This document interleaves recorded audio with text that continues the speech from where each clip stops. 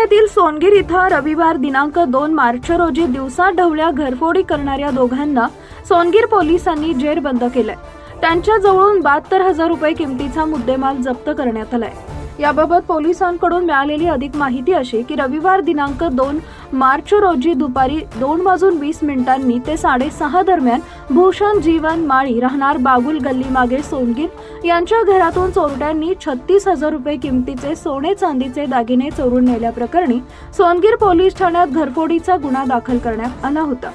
आरोपी इरफान उर्फ मुन्ना मोहम्मद हसन अन्सारी आणि झाकीर शाह बिकन शाह पखीर हे दोन्हीही दिवसा घरफोडीच्या चोरी करणारे अट्टल चोर असून त्यांच्यावर घरफोडी तसेच इतर चोरीचे व इतर असे एकूण 23 गुन्हे दाखल आहेत। गुन्हा रजिस्टर नंबर 40/25 अशी घरफोडी झाली होती। त्याच्यामध्ये फिर्यादी भूषण जीवन माळी यांचं घर ते फोडण्यात आलं होतं। आपण एनसीबीच्या टीम मार्फत 2 आरोपींना याच्यामध्ये अटक केलेली आहे। त्याचं नाव आहे इरफान उर्फ मुन्ना मोहम्मद हसन अन्सारी, वय वर्ष 47, राहणार धुळे।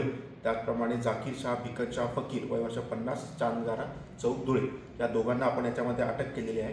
हे दोघंही कन्व्हिक्टेड आरोपी, यांना पूर्वी देखील कोर्टाकडून शिक्षा झालेली आहे आणि यांच्यावर एकूण 23 गुन्हे यांच्यावर दाखल आहेत। आपण याच्यामधला सर्व मुद्देमाल देखील हस्तगत केलेले आहे। चॅनल सबस्क्राइब करा, बेल आयकॉनचे बटन दाबा, सोबत शेअर करायला विसरू नका।